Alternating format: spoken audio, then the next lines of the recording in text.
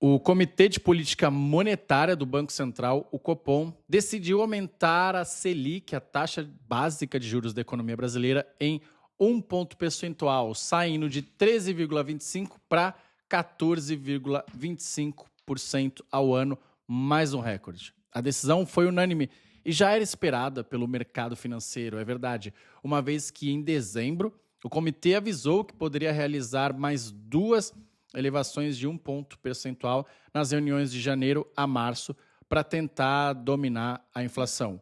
Nesse vídeo aqui, eu vou falar de uma maneira que você não viu em nenhum lugar, por que o Banco Central tomou essa medida, quais foram os motivos que ele alegou e o que vai acontecer nesse ano de 2025. Porque, para quem não me conhece, meu nome é Leonardo Siqueira e você está no melhor canal de economia do YouTube. Então, vamos separar esse vídeo aqui por partes. Na primeira parte, a gente vai começar detalhando qual é o cenário atual que está a economia brasileira e o que fez o Banco Central tomar essa medida. Bem, o cenário atual ele é bastante complexo. O IPCA, a inflação, acumulada em 12 meses, ela está em 5,06%, ou seja, acima da meta de 3%, que é estabelecida pelo Conselho Monetário Nacional, e também está acima do teto. Vamos lembrar que a meta é 3%, podendo variar 1,5% para cima, 1,5% para baixo. Então, o primeiro diagnóstico é que a inflação presente já está acima da meta de 3% e 4,5% teto. E essa é uma das coisas que o Banco Central leva em consideração para tomar sua decisão, ou seja, a inflação anual. Mas além disso, além de olhar a inflação atual, o Banco Central também olha a inflação futura, ou seja, a expectativa de inflação. Se a expectativa de inflação está alta, o Banco Central precisa subir os juros para ter uma política monetária contracionista. Se a inflação futura está baixa, o Banco Central pode manter ou até reduzir a taxa para ter uma política monetária expansionista. E qual é a expectativa da inflação que a gente tem no momento? Basta olhar o Boletim Focus, que mede a inflação esperada, futura, pelos agentes do mercado financeiro. E o próprio Banco Central colocou no seu comunicado, olha aí, abre aspas, as expectativas de inflação para 2025 e 2026, apuradas pela pesquisa Focus, elevaram-se de forma relevante e situam-se em 5,07 e 4,5, respectivamente. Ou seja, para o ano de 2025 e para o ano de 2026, ou seja, acima já não só da meta, como do teto também. E mesmo as próprias projeções do Banco Central, que eles também fazem as projeções deles, claro, o Banco Central projeta uma inflação de 5,01% para 2025. Resumindo então esse primeiro ponto aqui, o primeiro motivo da alta de juros é que a inflação ainda está elevada e, como eles citam, as expectativas, ou seja, a inflação futura, estão desancoradas. Ou seja, o mercado, nem o próprio Banco Central, ele acredita que no ritmo que estava anteriormente, eles cumpririam a meta de inflação e, por isso, decidiram, de forma unânime, vale deixar bem claro, aumentar a taxa de juros em 1 ponto percentual. Por isso, o Banco Central enxerga risco de uma persistência inflacionária, o que justifica a manutenção de uma política monetária rígida. Isso daí tudo no comunicado do Banco Central. Bem, o segundo motivo desse aumento é uma economia mais resiliente do que o esperado. Ele coloca isso no comunicado.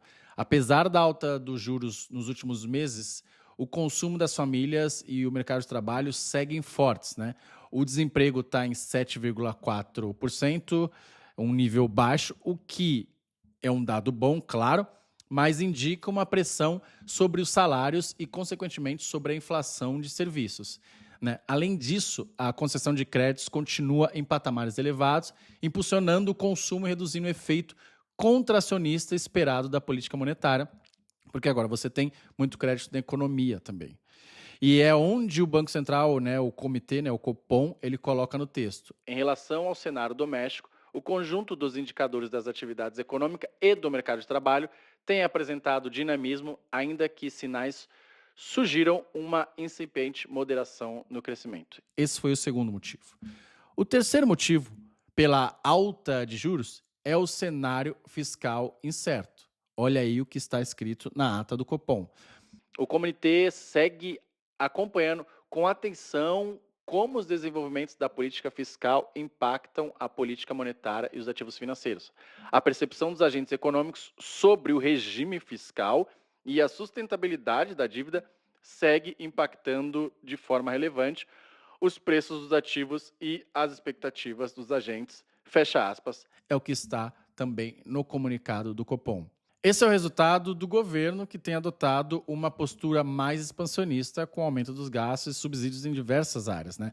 O arcabouço fiscal, que foi aprovado no ano passado, ele estabeleceu regras para controle do crescimento das despesas públicas, mas ainda tem muita dúvida sobre a sua execução na prática. O mercado não acredita na credibilidade de você cumprir esse arcabouço fiscal.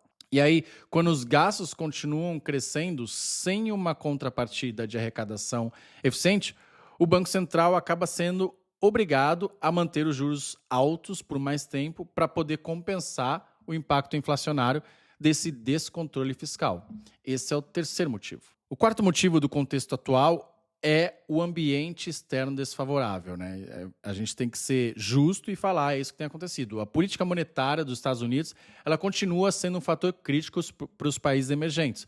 O Federal Reserve, o Fed, o Banco Central Americano, ele ainda não sinalizou cortes nos juros.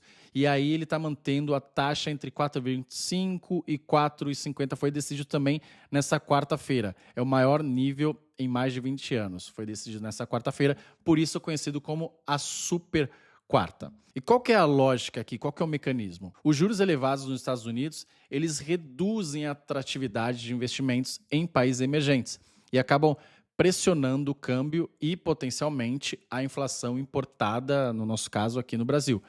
Isso porque, se os juros estão altos lá, por exemplo, nos Estados Unidos, um investidor, né, americano ou de outro país, ele não precisa investir no Brasil para ter um bom rendimento, né? Ele pode continuar investindo lá.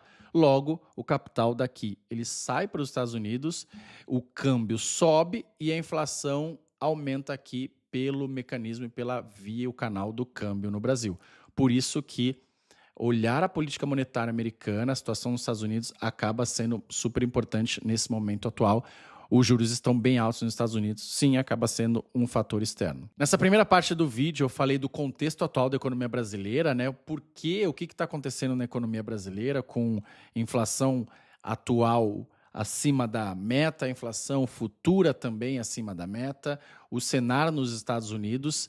E na segunda parte do vídeo, agora, eu vou dizer o que a gente pode esperar daqui para frente, dado que já teve esse aumento da taxa de juros em 1 ponto percentual. Mas antes, se você gostou do vídeo até agora e achou ele bem informativo, me ajuda nesse meu canal, que ele é novo, deixa o seu like aqui, se inscreve nele. Eu sou Léo Sequeira, economista, tenho mestrado em economia e também sou deputado estadual. E aqui eu comento economia sempre com dados e fatos e nunca com achismos apenas.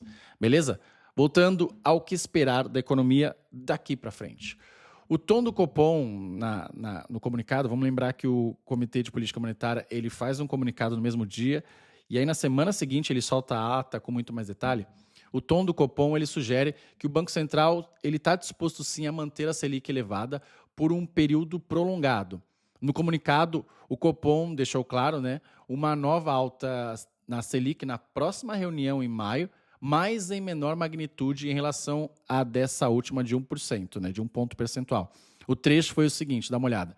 Diante da continuidade do cenário adverso para a convergência da inflação, da elevada incerteza e das defasagens inerentes ao ciclo de aperto monetário em curso, o comitê antevê, em se confirmando o cenário esperado, um ajuste de menor magnitude na próxima reunião. Ou seja, se depender do mercado, deve haver uma alta a mais de 0,75 ponto percentual, o que atingiria a Selic em 15%. E aí a gente espera, né, o mercado espera, que a taxa ficaria estável até o final de 2025. Isso vai acontecer? Depende de alguns fatores, né?